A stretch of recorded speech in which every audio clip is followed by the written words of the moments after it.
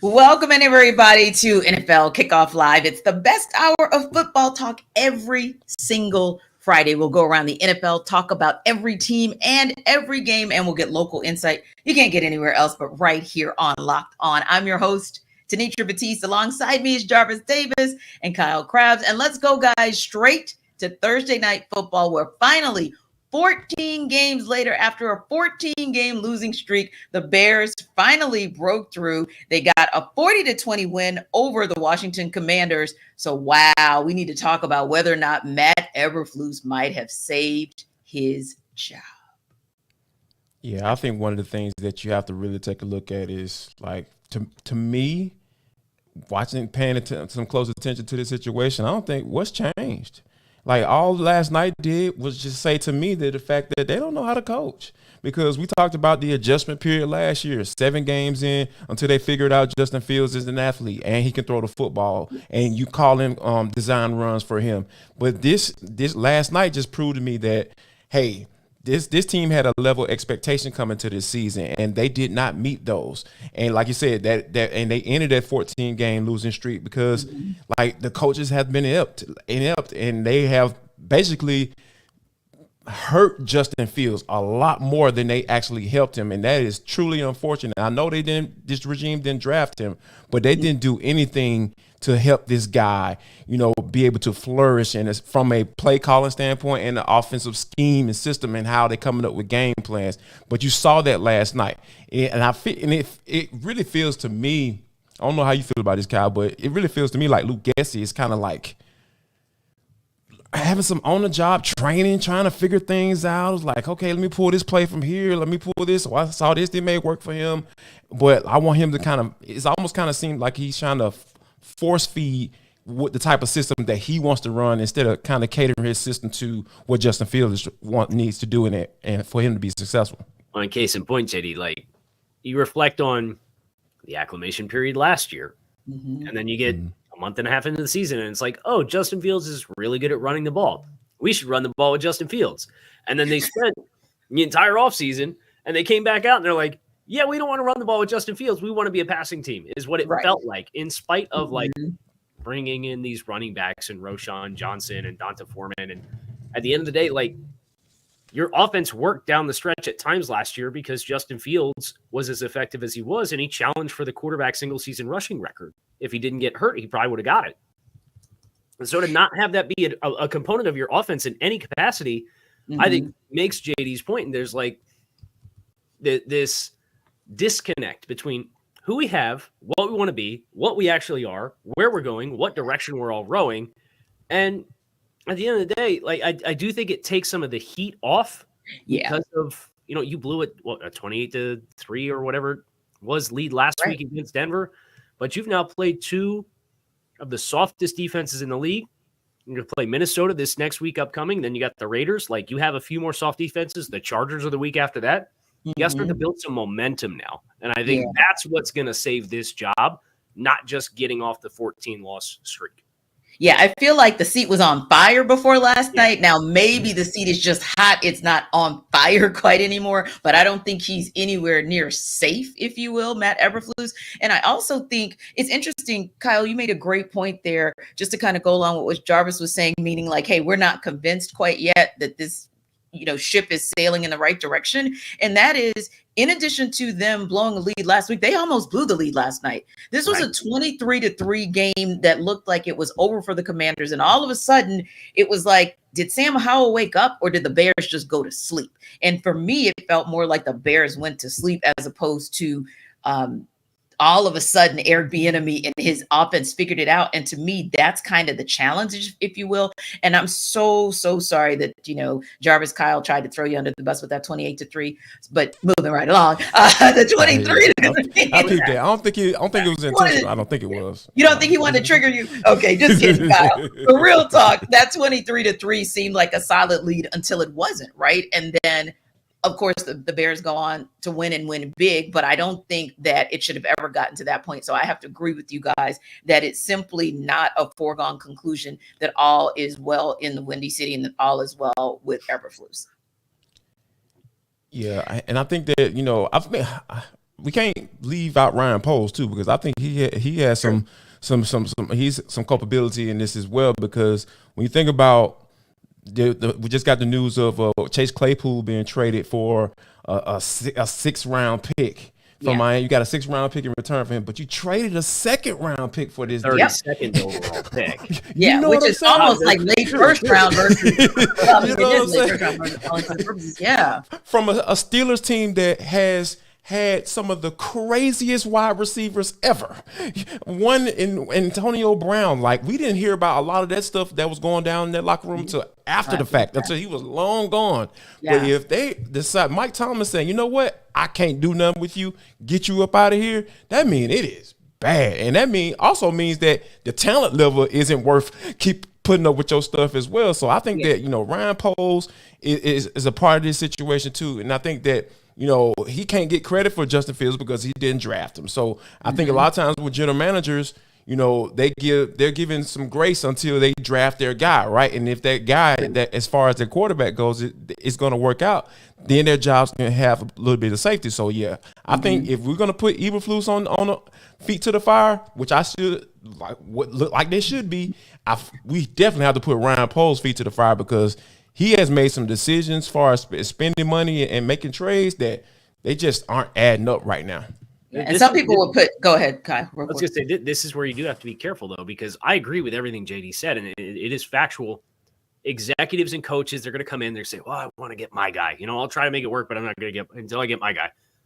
That's how a team like Chicago wins the division 1, 2, 3 times since 2005, because it's – you draft a quarterback, and it doesn't work with the coach, and then you fire the GM. So then the GM comes in, and he hires a new coach, and then they do it for 2 years, and they say, well, I want to get my guy a quarterback. So then they get rid of the quarterback, and the team still doesn't make the next step. So then you fire the coach, and then the next year it doesn't expand the way that you want it to. Then you fire the GM, and a new GM comes in, and a year after that says, I want to get my guy a quarterback. And it's like, it's this toxic cycle where you just circle the drain continuously of just chasing your own tail.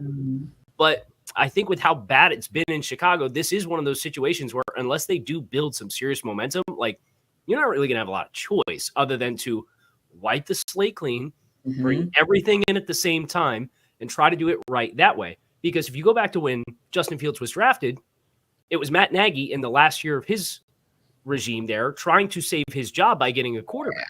And it didn't work. So like you've had this lack of continuity and lack of connection and cohesiveness from the start with Justin Fields.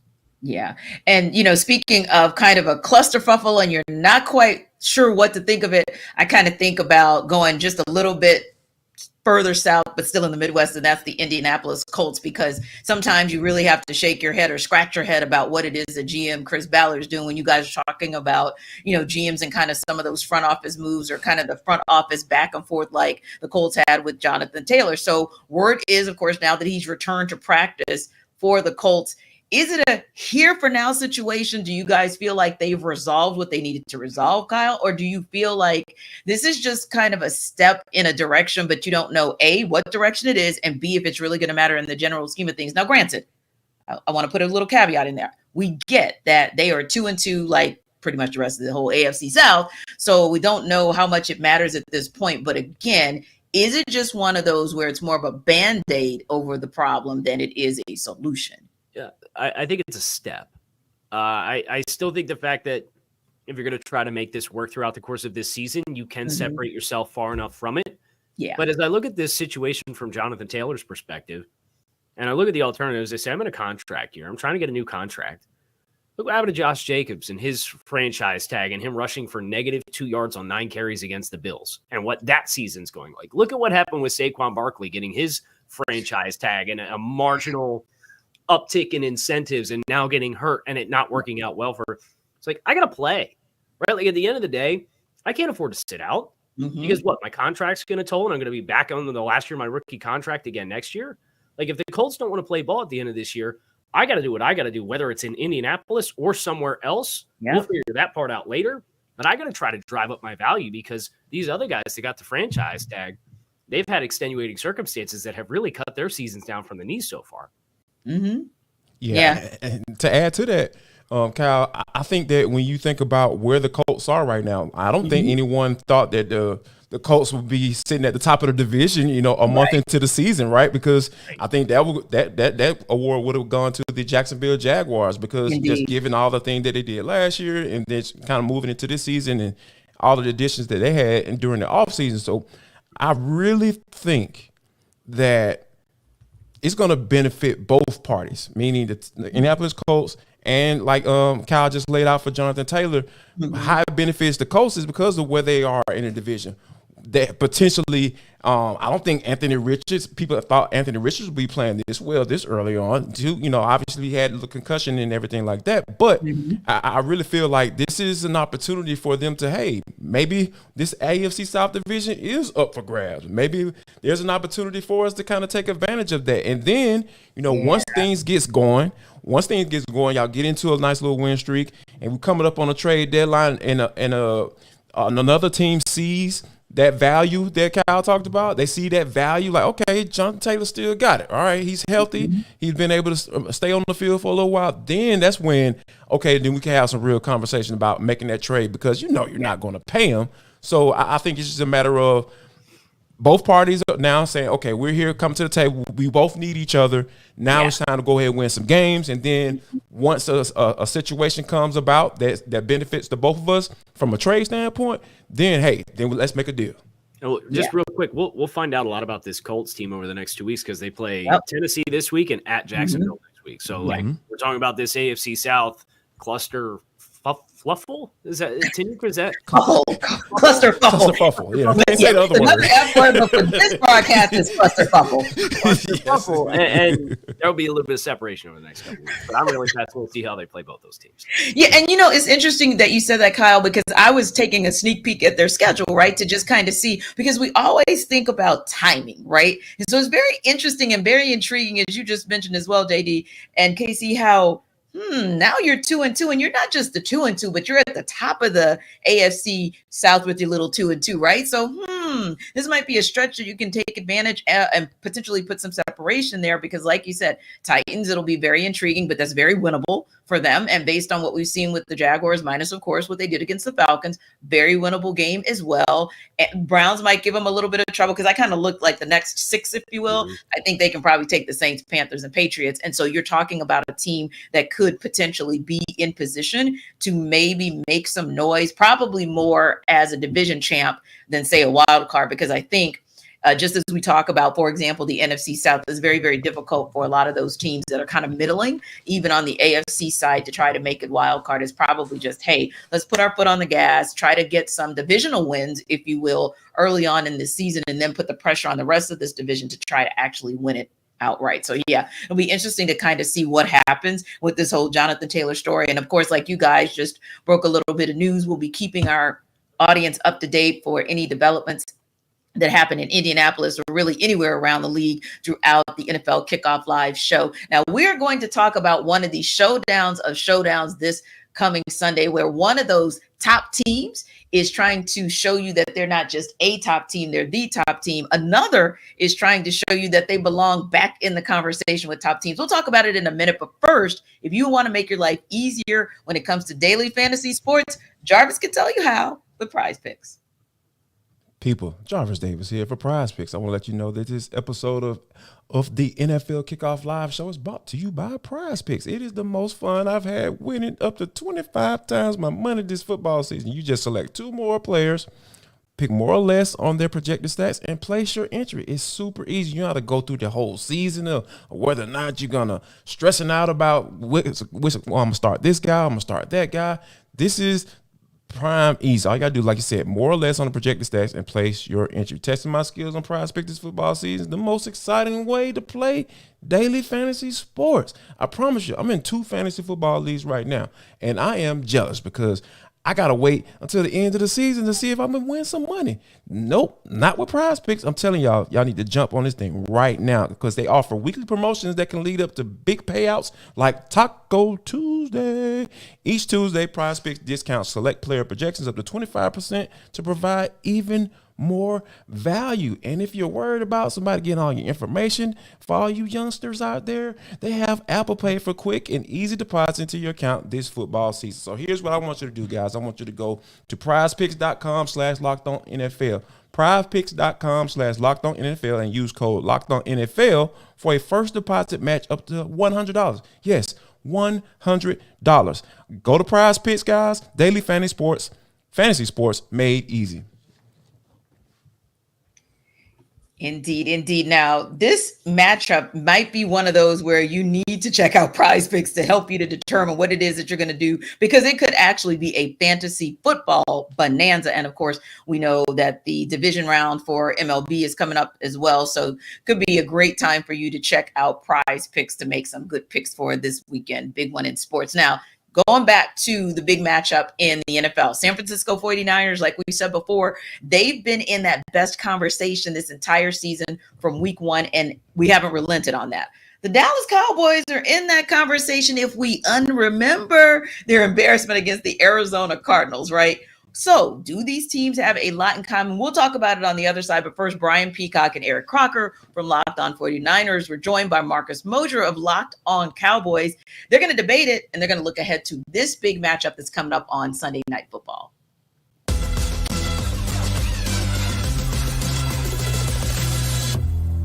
Because I want to see that game where Brock Purdy has to bring the team back from behind and maybe throw from behind a little bit. Now, there's a ton of weapons, but we just really haven't had to see him go through a ton of adversity in that sort of a way. And he's passed every test with flying colors.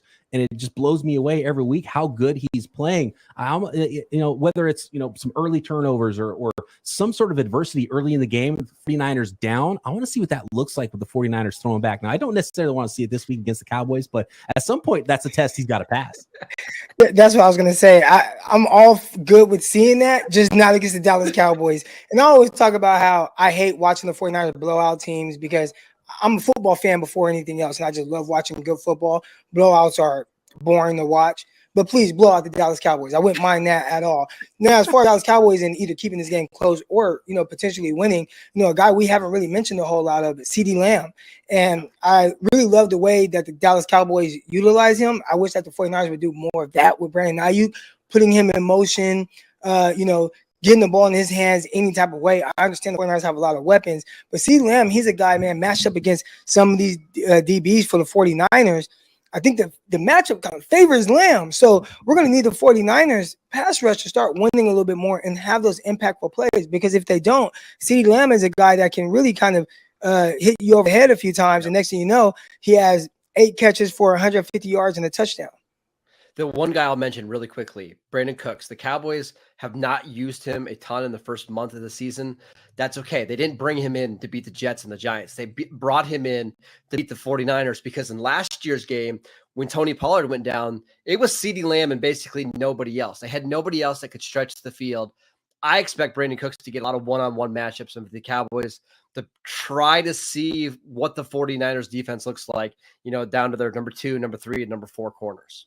Yeah, and I like that you've mentioned 209 guys. So shout out to Deron Bland, shout out to Brandon Cooks, both from the 209. And I talked about the 49ers, one of their few weaknesses on the offense is that right side of the offensive line. And on defense, they've kind of not, even through 4 weeks, they're still experimenting with the corners on the opposite side of Charvarius Ward. And it seemed like they had settled with Deommodore Lenoir on the outside and Isaiah Oliver, the veteran, in the slot. But then again, early in the game, they switched it and they took Isaiah Oliver out of the game, had Deommodore Lenoir playing in the slot, and then brought in Ambry Thomas to play on the outside. And then the Cardinals went after Ambry Thomas. So I think there is somewhere to win, and CeeDee Lamb can win outside and inside there. So look for that, and we'll see if the 49ers continue revolving door between, those 3 corners, because it seems like they're just not confident. They like Lenoir, but the question is, do they want Lenoir inside with Ambry Thomas outside, or do they want Lenoir outside with Isaiah Oliver inside? And so that's, I think, something that teams will absolutely try to exploit, including the Cowboys.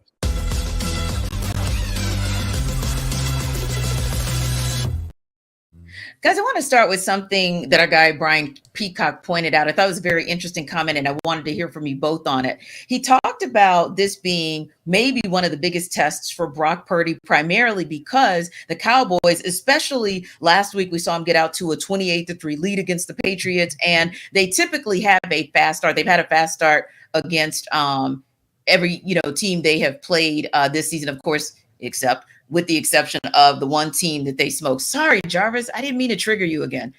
I mean, I did, but I didn't mean to trigger you again. What is wrong with you people? I want to mess with me today. What time is it? Like, it's facts, right? Like, y'all killing me today, T. The facts are that the Cowboys jumped out to a 25-point lead. Is that better? But yes, the more important thing is Brian actually put out there and posed, if that happens, right, does Brock Purdy have the skill set? And can they scheme something to be able to put him in position to bring this team back? So that was kind of something I wanted to hear you guys' reaction to if the 49ers find themselves in a situation where they're playing from behind. I think that's I really think that's the key to the game. Do I trust Kyle Shanahan to push the right buttons, call the right plays? Yes. Do I trust the supporting cast of San Francisco to create plays with the ball in their hands, be that Christian McCaffrey or Brandon Ayuk or Deebo Samuel or George Kittle? Yes. It doesn't just have to be a Brock Purdy thing, right? Now, yeah. I think he's well versed enough in the offense that I do trust him to run 2-minute offense in a 2-minute offense situation or 4-minute offense situation to try to execute from behind. But this game, to me, you think about what success both teams have had running the football thus far this year. Both offenses have 1 turnover through 4 games. Who's going to force that stolen possession? Mm-hmm. Because I do think it will be so telling, whether it's Dallas or San Francisco, to get put in a position where, hey, you're down 2 possessions because the ball bounced the other way, which it has not done effectively for either team both year. Mm-hmm. Which team has to get one-dimensional? I think I actually trust the play calling of San Francisco more in that situation than I do Dallas. When you look at what Dallas has done this year, so much of their consistency offensively has been running the ball with Tony Pollard. So that, for me, is kind of this divide where we haven't seen Brock have to do it, but I still trust San Francisco's offense to execute it more than Dallas. But Jarvis, and you know him oh so well, if one Dan Quinn can scheme properly, especially with someone like Michael Parsons to scheme with, do you think that his acumen in being able to counterpunch from the defensive side can actually neutralize anything that Kyle Shanahan could do to reset his offense? Yeah. And I know you've seen them both. So yeah, no doubt. Like, I think you're in Atlanta. Like, first of all, with Kyle Shanahan, I have the utmost respect with what he does on offense from a play calling standpoint. I think he puts his players in an excellent position to be able to be successful. That's why you've been kind of plug and play with the whole quarterback situation. So with that being said, though, I really feel like Dan Quinn now has the guys, the dudes, to be able to counter what, a high-powered offense like the San Francisco 49ers have. So I really feel like, this is a game where we might see 11 lining up every doggone where, like, on the field. I do believe, like, you're going to see a guy like DeMarcus Lawrence start to really just establish himself as, one of the better pass rushers in the NFL. So for me, I really feel like this game is going to come down to who can flourish. And the game last week for the Cowboys against the New England Patriots, I thought that was a pretty big game for me, because when you're coming off of that game against the Arizona Cardinals, that was awful, right? Like, they lost that game. That was a bad loss. It was like, okay, typical Dallas Cowboys. But I think for them to be able to turn it around the way they did and play like they did, there was that means something. I really feel like that means kind of pushed them into that upper echelon in the NFL, saying, hey, that was just a blip on the screen, and every NFL team has them. San Francisco 49ers haven't had it yet, but, it's coming. It's coming. Like, that's just how it works in the NFL. Somebody's always going to have your number. So I really feel like ultimately Dan Quinn and company will be able to, counter this offense and get them in that one-dimensional spot, because I really feel like this Dallas defense, even though have Trayvon Diggs is down for the year, I really feel like they still have something special. There's still something there that they can use to carry them throughout the rest of the season. Yeah. Now, Kyle, flipping gears, our guys also talked about what they think CeeDee Lamb could do, and they feel like although the 49ers have a formidable secondary, and one of whom we're familiar with, the one Isaiah Oliver, if they're playing in nickel, he's pretty solid there. But looking at that secondary as a whole, and I know we're talking CeeDee Lamb here because that's who they reference, but do you feel like from CeeDee's perspective or just from the wide receiver corps perspective for the Cowboys that there is an advantage versus this secondary for the Niners? Yeah, so I think San Francisco has the opportunity to be selective in how they want to choose to attack CeeDee. Are you going to bracket him? Are you going to take your chances with more even distribution and zone match and bring some pressures to try and heat up Dak and interrupt the timing that way? I do ultimately think, just based on how good this San Francisco defense is, and we've seen this in the playoff games the last couple of years between these two teams, like Fred Warner's range, I think he takes away a lot of the potential impact if you're looking to fully maximize CeeDee Lamb because of his range in the middle of the field between Greenlaw and Warner. Those linebackers in zone coverage over the middle of the field do such a good job getting depth and taking away those crossing routes across the middle of the field, which is where I think CeeDee has a chance to really maximize his impact on any given game. So I look at the secondary. I like San Francisco's secondary. I think they've got a number of really good playmakers, but the identity of this defense for me comes back to we're going to play 4 up front. We're going to play zone behind it with 7. And we got 2 freakishly athletic linebackers that if you want to run away from leverage from defensive backs, you're not going to find the same success in the middle of the field between the hashes and between the numbers like you would against most teams, because our linebackers can run faster and they can get deeper than everybody else's. Yeah. That's a great call because, that linebacker core probably hits different, arguably, than just about any other linebacker core in the NFL. So, that's a great call just in terms of how they utilize that scheme and what Steve Wilks has to work with. It's got some nice tools, right, Jarvis?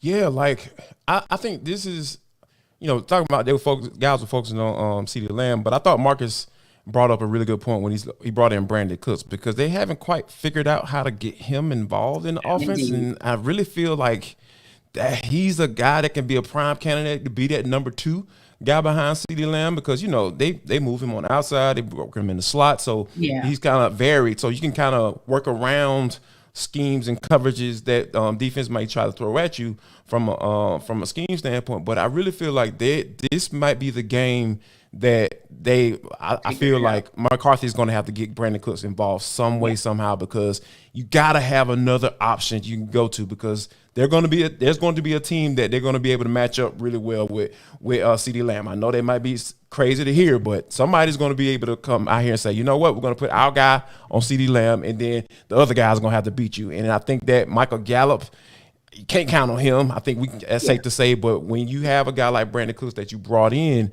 a veteran, and he's been on a lot of teams, so the guy can get acclimated pretty quickly as far as learning the scheme and what they're trying to do on offense. But I think this is the game where I feel like McCarthy is just going to have to push that ball to Cooks if they are paying a lot more attention to CeeDee Lamb, which is to be expected. Yeah, but I mentioned Michael Gallup last week, talking about the fact that I was just kind of wondering where he is because you're talking about 13 receptions for 165 yards. To me, that's a bit pedestrian for Michael Gallup for what we know he can do. And I think you make a great point about Brandon Cooks as well. Had an opportunity to talk to him over the years, even when he was getting ready to play in the Super Bowl. And he's just that hired gun. Like you said, he's just plug and play. He's almost like a freelancer. Like you bring a freelancer in because they can hit the ground running. Okay, he's in. Hit the ground and get him going. And you need to utilize those weapons. So I'll be interested to see as well if they're able to build around those other weapons that they have should the 49ers be able to lock up CeeDee Lamb. So now one thing I can tell you guys that we're also always intrigued about kind of seeing how it will operate is Bird Dogs. One thing about Jarvis Davis, he's going to rock his Bird Dogs. One thing about me, I'm a fan too, and I know KC is as well. But we're going to let Jarvis tell you guys why we all absolutely love our Bird Dogs. Hey guys, Jarvis Davis here for Bird Dogs. I want to let you know that this episode of the NFL Kickoff Live Show is brought to you by Bird Dogs. Guess what? Bird Dogs are big man approved. What does that mean, Jarvis? Big man approved means they are comfortable. When I wear them, I can wear them anywhere I want to for any occasion. I'm talking about whether you're going to go hit the links, play a little golf, or you're going on a first date, you're trying to impress, that significant other or whatever, or you just trying to go to the pool. You can go swimming in them bad boys too, because they give you all the support you need down there.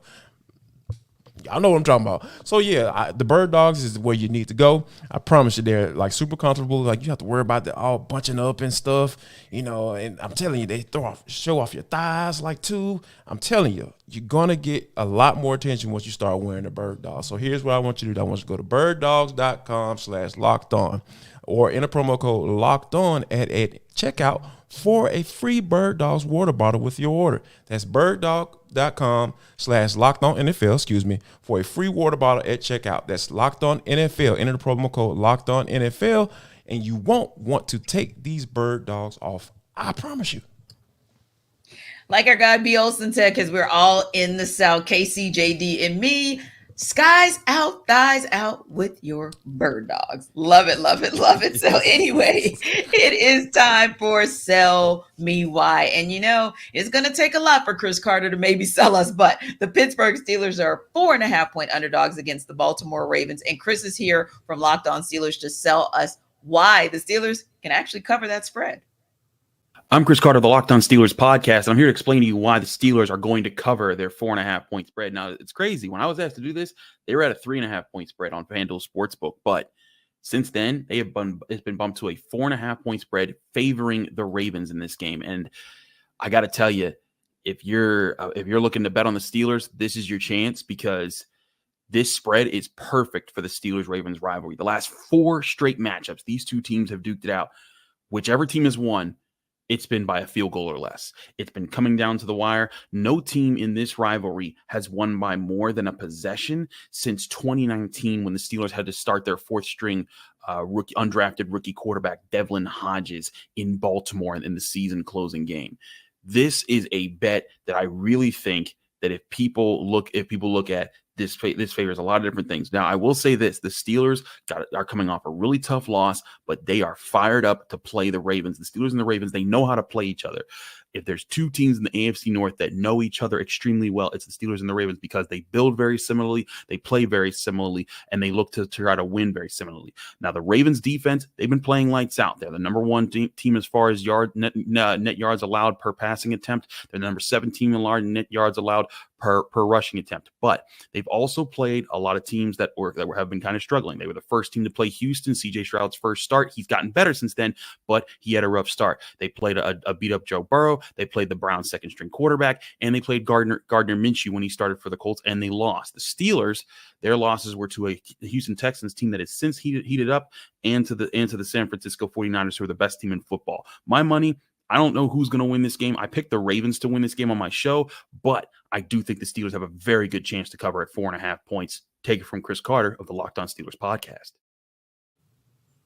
Yeah, I kind of have to go with Chris. I think that the Ravens, and it saddens me, it hurts my heart to say this, but yeah, I think the Ravens are going to win. But I think that he does make a point as well. The Steelers do have pride, right? And Mike Tomlin is not going to let the Steelers just sit by and be beaten up no matter who or what kind of product he has to put on the field. So I do think that, to Chris's point, the Steelers will still, at the end of the day, be able to cover the spread, especially because, like it or not, Kenny Pickett was just announced as indeed being in for the Sunday game, so he will be there. But real talk, he probably is the best weapon that we have to be able to connect with the George Pickens and maybe make something happen in that offense. So what do you guys think? Matt Canada. Hey, listen up, sir. I need you to get Najee Harris involved in this offense. I understand what Jaylen Warren brings to the table. I get it. Sure. But, sir, like, you brought this man into this, you made this man put on black and gold for a reason. The man was an absolute amazing football player coming out of Alabama, and you brought him in, had some really good seasons for you, but this year it just seemed like it's just been weird. Very weird how they're not using this guy and exposing his capabilities and his talents. And he just, I feel like Matt Canada has not been able to do that. And that's the only way I feel like they'll be able to, cover the spread. And thankfully, obviously, for him being a full participant, I think that Kenny Pickett is giving him the best chance to do that. But I want to go up to the defense side of football. I think the defense is like, TJ Watt up here, struggling against George Fant last week. What are we talking about here? Like, this is not what we're used to seeing. Then you got Highsmith out, looks like he's going to be out this Sunday as well. So all these kind of factors kind of say, hey, you know what?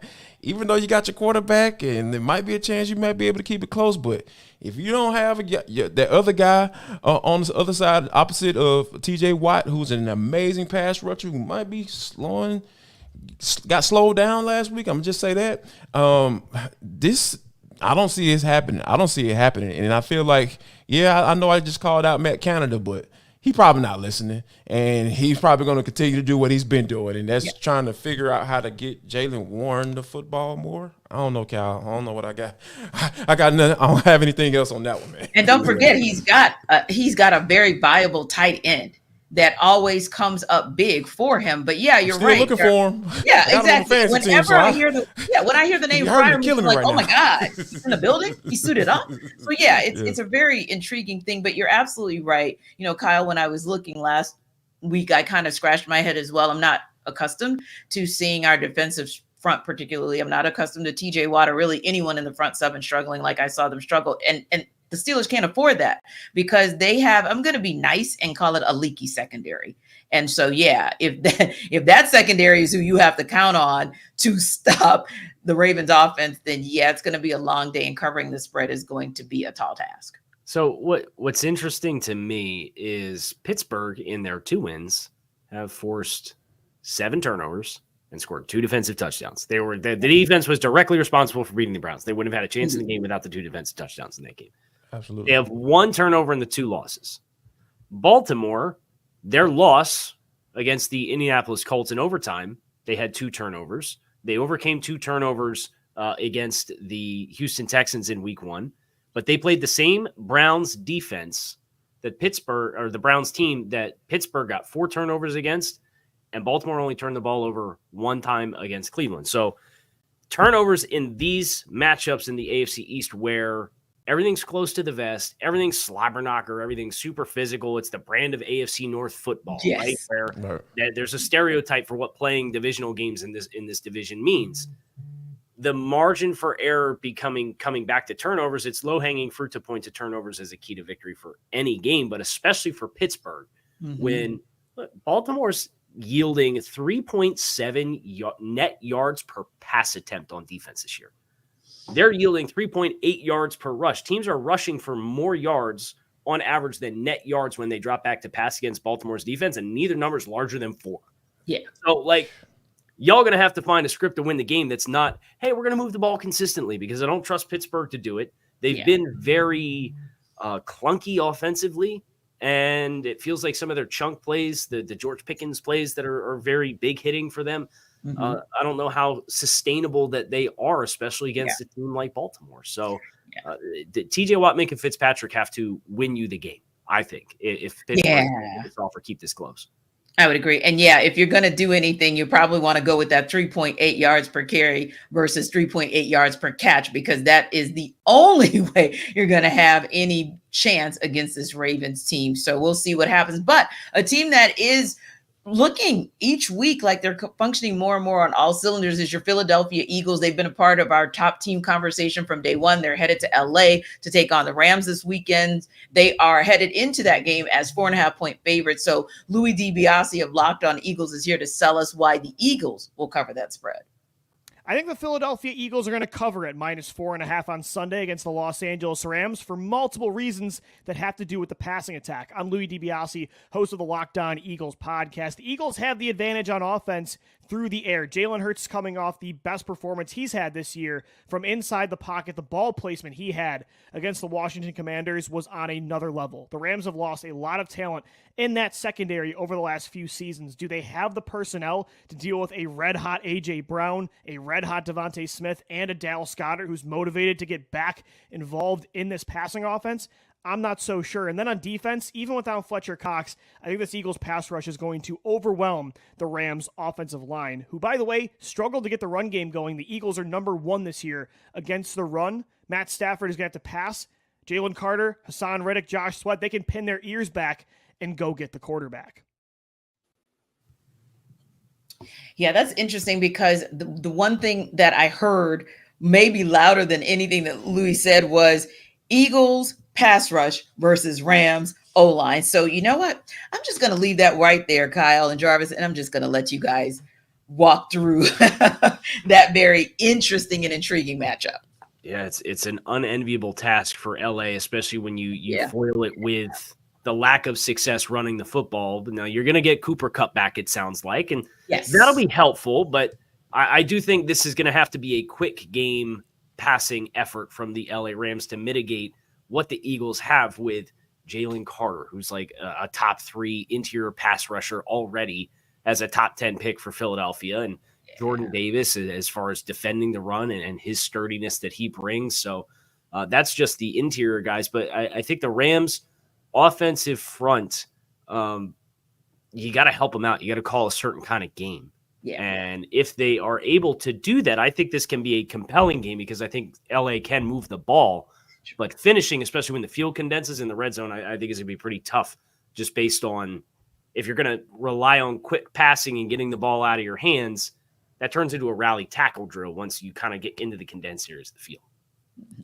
Yeah, and for me, I really feel like this is if, like you said, looking like Cooper Kupp is going to be able to come back. I'm interested to see how he implemented back into the offense. I know they might be saying it sounds like kind of crazy because, there's Tutu Atwell and Puka Nacua have been, excellent for the Rams this year. Yeah. So they've been balling out. So I'm interested to see how Sean McVay handled this because, he's I don't want to say self-proclaimed, but like offensive guru, quarterback whisperer type guy, like remembers every play from 1979 all the way up, even though I don't think he was born back then. But anyway, I really feel like this is an opportunity to kind of see how he's going to be able to implement this offense. And like I feel like Cooper Kupp working in the slot will do them some good this week because of the issues that you had, up front, obviously not being able to run the football, kind of being one-dimensional, trying to figure out how to put some points on the board. They've been pretty successful. They're 2-2 right now in the division. I mean, as far as from a record standpoint, so they've been able to have some success.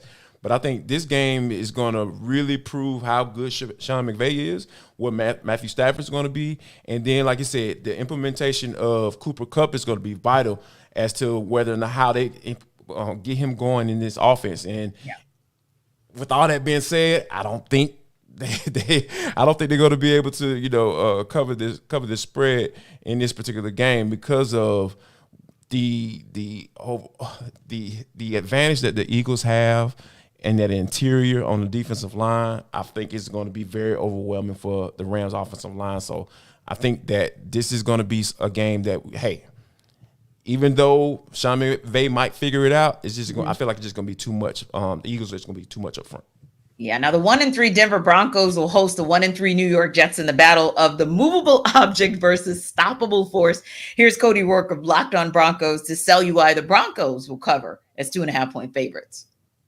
The Denver Broncos are 2.5-point favorites at home this weekend as the New York Jets, Robert Saleh, Zach Wilson, and yes, Nathaniel Hackett come to town. Surely there's some bad blood there here, but I'm Cody Rourke, host of the Locked On Broncos podcast. Let me tell you why I think that the Broncos this week will cover the 2.5-point spread against the New York Jets. When you look at where both of these teams are at here, both 1-3 on the season. When Sean Payton made his comments in the offseason about the coaching job Nathaniel Hackett did, it set things ablaze a little bit. It was controversy. People were saying, flex this game. Well, both teams are here at 1-3. And for the Broncos, the offense really for them has not been the issue, though they haven't really had a chance to establish the run game because they've trailed in some games. But Russell Wilson is playing some really good football right now for the Denver Broncos. He's the 10th ranked passer right now in the NFL in terms of yards per game right now. The Broncos offense, 14th in the NFL, averaging 333 yards per game. But they're also tied for 10th in terms of points scored per game at 25. You look at the New York Jets defense, they're allowing 21 points per game here. The anomaly, the difference maker here is going to be here, ironically enough, the Broncos this season, they've won every single coin toss, though they have not done much with their second half possession because they've deferred every time. If Denver wins the possession here to open up the game in the coin toss, take the ball and go score. Don't put yourself in a position where you're trailing 7-0 and you have to rely on your defense. The Broncos offense is rolling here with Russell Wilson, and they have much more room to improve, I think, against a very ultra-aggressive New York Jets defense that we've seen bend but not break, the number one red zone defense right now in the NFL. If Denver can capitalize on a couple of their opportunities, catch some shots downfield, you're going to see Sauce Gardner and Cortland Sutton and Jerry Jeudy. Can Marvin Mims, the Broncos' second-round rookie draft pick, get downfield and have some explosive plays? We think that's the case. I think this is a close game and why the Broncos will cover the 2.5-point spread as home favorites against the New York Jets. You know, Cody Rourke mentioned, Taylor Swift mentioned, that is, bad blood, but I won't try to sing it for you guys. But Please sometimes that can be very interesting and a very motivational factor unto itself. How much do you think that whole Nathaniel Hackett, Sean Payton thing will play, if at all, into this? Or is this more about two 1-3 teams that are decidedly different 1-3 teams, and they're about to show you kind of the difference in who they are? Like, what's going to be sort of the top line story for this game? I think the thing that I don't think it'll have anything to do with this particular game, because at the end of the day, the Jets are trying to figure it out. They're still reeling. They're still trying to figure it out. Like, man, what are we going to do with Aaron Rodgers? Now, Zach Wilson showed some promise last week. Sure. I wouldn't go as far as Chris Collinsworth saying, hey, this guy's absolutely amazing. This is what we thought. And I'm just like, dude, calm down, please. Right. Exactly, Chris. Like, I like you as a commentator, but you just took it a step too far. Like, stop trying to push that narrative. So I think Zach Wilson still isn't a good quarterback, but hey, going against the Broncos, hey, this may be a get-right game for him, or for a game that says, hey, I should stick around for past the trade deadline, and be the starting quarterback for this team. So I think that whole Nathaniel Hackett, Sean Payton, like they probably won't shake hands after the game, or they probably won't even look at each other or say anything to each other before the game, and all that stuff getting warmed up. But I think the biggest story right here in this particular game is whether or not Zach Wilson is going to continue to, hey, show some promise. And what say you, Kyle? Yeah, so I'm glad JD mentioned Chris Collinsworth acting like Zach Wilson losing that game against Patrick Mahomes was the only quarterback Zach Wilson could have possibly lost that game against because it was Patrick Mahomes. I'm losing my mind watching this game. I'm like, dude, what is happening? Right, anyway, I look at Denver's defense and I understand you gave up 726 yards in one game, but you also almost given up 1,200 yards in the last two games defensively. And that includes 350 rushing yards and then 171 rushing yards. The place and the area where the Jets offense, I think, has actually started to show a little bit of signs of life is up front on the offensive line with the ability to run the ball. Yeah. And I think that paired with the Jets defense being as talented as it is, even though I do think that's a better matchup for Denver is their offense against the Jets defense. Mm-hmm. I do not like the matchup of the Jets running game against Denver's defense. And I actually think the Jets are going to win this game. I think that as long as they are able to sustain some level of stability with Zach Wilson, it doesn't have to be the second greatest performance in the history of football, like we saw on Sunday Night Football against. But at the end of the day, if you don't beat yourself, I think you will beat the Broncos. Yeah. Because I think they can run the ball. Breece Hall, they came out and said that there's no one to count on him. Let's just put Dalvin Cook off to the side. I don't need to see anymore. Dalvin cooked. We'll leave him there. We don't need to watch him tote the rock anymore. Let's Yeah. give the ball to Breece Hall 20 times. If there's really no pitch count, I think that's your best recipe for success for the Jets. Yeah, and I think with Zach Wilson, Chris Collinsworth, he's a little over the top, but then again, Joe Willie was as well. Anywho, you want to make your life easier when it comes to daily fantasy sports. Jarvis can tell you how with Prize Picks. Yes, listen up, people. I'm telling y'all, I'll win some money on some daily fantasy sports made easy. It is Prize Picks, guys. Guess what? I've had the most fun I've had in my lifetime, winning 25 times my money this football season. You just select 2 or more players, pick more or less on their projected stats, and place your entry.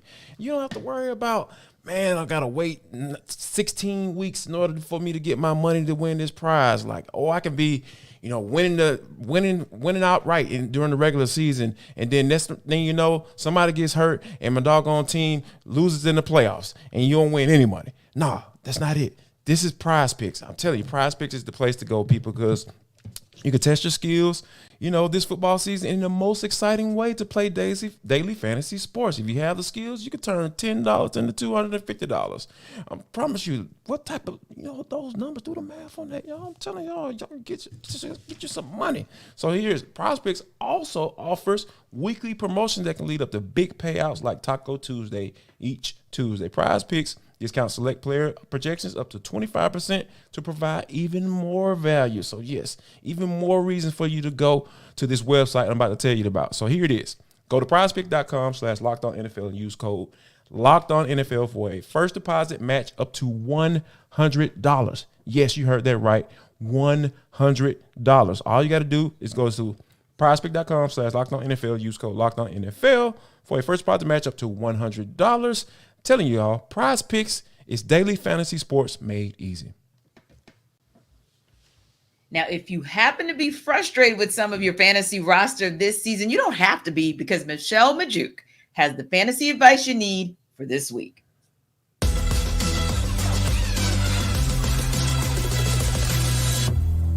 There are 3 players that have underperformed either last week or the whole season that I believe you should trust and plug into your starting fantasy lineups in week 5. First up, it's Jets running back Breece Hall. He gets to face the Broncos this week. I know it hasn't been fun playing Breece Hall so far this season, but Jets head coach Robert Saleh did come out and say that the Jets would no longer be limiting Hall's snap count moving forward, which makes a ton of sense with Dalvin Cook struggling and Michael Carter being just a guy. They need to feed the ball to Breece Hall more often. And over the last 3 weeks, the Broncos have allowed Devin Achane, Raheem Mostert, Brian Robinson, and Khalil Herbert to each put up 22 plus fantasy points against them. Breece Hall has the upside to finish as the RB1 overall in week 5. And then I have another Jets player on this list. It's their wide receiver, Garrett Wilson, because again, they get to play against the Denver Broncos. And when you get to play against this terrible defense, you want to start those players. Garrett Wilson's still getting a ton of targets, right? But it hasn't turned into a whole lot because they're coming from Zach Wilson. Well, Zach Wilson looked a little bit better last week against the Jets or against the Chiefs, and I expect him to keep looking better, getting to face this Broncos defense. And the Broncos have allowed Tyreek Hill, Jacoby Myers, and DJ Moore to each put up 27 plus fantasy points against them so far this season. Garrett Wilson hasn't been what we expected when we drafted him super high in fantasy drafts, but he should have a monster week in week 5. Get him into your lineups. And then last up, it's Houston Texans wide receiver Tank Dell. He gets to face the Atlanta Falcons in week 5. It was a Nico Collins show last week in Houston against the Steelers. So Tank Dell didn't do a whole lot if you did trust him and put him in, but I think you should trust him one more time in week 5, put him into your lineup, and I think he will succeed.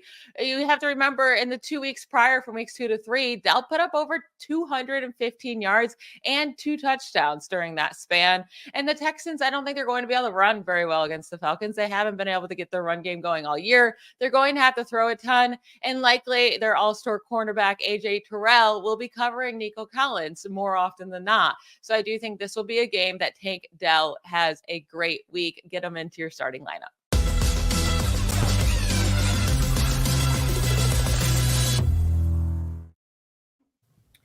Interesting. I think one of the first ones that stood out for me, and maybe obviously so, would be Michelle's commentary on what she thinks about what the Texans will or won't be able to do against the Falcons. So Jarvis, I mean, what are your thoughts on what Michelle's thoughts are? She actually was leaning, I think, a little bit favorably in terms of what that Falcons run defense can do. Oh, no doubt. Yeah. Like the Falcons have been really solid against the run. And I think that, Tank Dell might be a good option for you. But I will push back slightly because we've seen Jeff Okudah kind of be that guy that on the other side of AJ Terrell to kind of starting to really get into a form, starting to like look like that guy that was drafted so high by the Detroit Lions. So I don't know if that's necessarily a good play, but from a perspective standpoint, like as far as them throwing the football, I really feel like they're going to have to throw the football to get a win against Atlanta. So for me, Tank Dell might be a solid play, but there might be too much big of a risk for me from giving all the information that I know about the Atlanta Falcons and what they do on defense, T. Kyle, what about you? What are your thoughts? I mean, as far as Tank Dell and Houston goes, just super impressed with what CJ Stroud has done in the first month of the season. Yeah, and very special. The second most yardage all time in a player's first 4 games at the quarterback position, I believe, is where his 4-game yardage checked in. So anytime you have a guy who, he commanded 17 targets in the 2 games previous to this last game that they just played against Pittsburgh when they won by 24 points. So if Atlanta moves the ball and can put points on the board, I think the more it prompts Houston to have to pass, I think that bodes well for Tank Dell to be a play, because they very clearly, when they've had to be competitive, when they lost and gave up 31 points, and then when they scored 37 points against Jacksonville, he's getting the ball thrown his way a lot. So I think that is a quick connection that those two have established. I know Stroud kind of gave his endorsement to draft Tank Dell after he got drafted by Houston on the first night of the NFL draft this year. So I think that production's only going to continue to ascend. So if you're in need of a play, I think that's a good place to look. Yeah, indeed. And, it's interesting because switching gears to the Dolphins game with Dolphins versus Giants, especially looking at what happened with the Dolphins against the Bills this past week. I didn't see the game. Nothing to see here, right, Casey? You sure? Nothing to see here. You didn't see it, Kyle? What's going Nothing on, to see here. But certainly, Kyle, right? You gotta be excited about the potential for a bounce back game for the Dolphins against the Giants. But where do you see kind of the biggest reset this week for your team? Well, I think this Dolphins defense has to kind of find itself. You look at the 2 games that they've played against upper echelon quarterbacks in Justin Herbert and Josh Allen now, and they gave up 31 and 48 points. Mm-hmm. And Vic Fangio was brought in to stabilize this defense and maximize the talent that they have with Jalen Phillips, who's missed about half the season so far with a nagging injury. So you're sympathetic there, but Christian Wilkins was holding in for a contract extension and has not made the impact that he was supposed to, or most anybody thought that he would. Bradley Chubb is a player that they acquired at the trade deadline who played for Vic and had a lot of success playing for Vic. You obviously have Jalen Ramsey who's out, but you still have Xavier Howard and Javon Holland on the back end, and Cater Coe is bringing. Like, you have talent. So what gives? What's the deal here? Now, I do think them missing Deshaun Elliott last week against Buffalo, he's probably the biggest winner on the roster for Miami because he didn't play, and there were a ton of dropped coverages and miscommunications. And I think that's a big win for him. So he was a full participant in practice on Thursday. Looks like he's going to play. Start to stack for your next big test, because you're going to play games against New York, you're going to play Carolina, and then you got to go to Philly on Sunday Night Football and play Jalen Hurts. And that's kind of the next one where everybody's eyes are at to say, okay, you almost had 100 points hung up on you on the last 2 with Herbert and Josh Allen. What's Jalen Hurts going to do? So against Daniel Jones, with 60% of your starting offensive line out for this game, look like the team you're supposed to look like defensively. Yeah. And if you don't, then we're going to have some really unpleasant conversations next week. Yeah, very unpleasant. So, JD, we got about 60 seconds for both you guys. I want to hit just 2 more games before we wrap up. One of the games I want to ask you about, Jarvis, is Bills-Jaguars, because obviously we just talked about the excellent game the Bills had last week. Jaguars are actually in their second home because they're, of course, playing across the pond. Who gets this game? Who gets this W? Oh, it has to be the Bills, because the Jaguars are absolutely like watching paint dry on offensively. Like this is another game that the Bills are going to say, you know what, hey, we coming into town and we're gonna do what we need to do. And I think that the way Josh Allen is playing, he's back into that whole MVP-ish type conversation that I feel, early on in the season with the early season blip against the Jets. I think right now this is exactly the prime example of what the Bills are going to go be able to do like they did the Dolphins last week. Yeah, and you've got another interesting, I'll just call it interesting and intriguing matchup that we didn't get a chance to talk about, but I think we all know where this is going to land, KC, but I'm going to ask you about KC. They take on the Minnesota Vikings this weekend. Are they walking away from that game 4-1? They're going to wax Minnesota. Yeah, absolutely. The Vikings, Kyle said 0 chance. Loves to blitz. He doesn't have the horses on the back end to do it. I understand the wide receiver production for Kansas City has not been great, but Pat's Pat. You can't blitz Pat to that degree. And if you do, you might have success for a couple of drives, but sustaining it for 60 minutes is a really, really tall task. So I think Minnesota can score a decent amount of points, but I think you're going to see a lot of explosive plays from Kansas City in this game. Yeah, you probably can get what you need out of Justin Jefferson as far as maybe some fantasy points, but that's about as far as that goes. So anyway, we have had so much fun with you guys. It's just been an interesting week of interaction. You guys, we've been talking back and forth, of course, about what we're looking forward to in week 5. And for me, I think kind of walking away from week 5, as long as we don't get bludgeoned, we meaning the Steelers, I think my life would be okay. But man, if I could come back to NFL Kickoff Live next week and talk about a dub, whew, now we're really talking about a happy Tenitra. Anyway, for Jarvis Davis, for Kyle Krabs, I am Tenitra Batiste. We thank you guys, as always, for stopping by NFL Kickoff Live. And don't forget to check out everything on the Locked On Sports Network, because if it's your team, every day it's right here covered on Locked On Sports. We will see you next week on NFL Kickoff Live.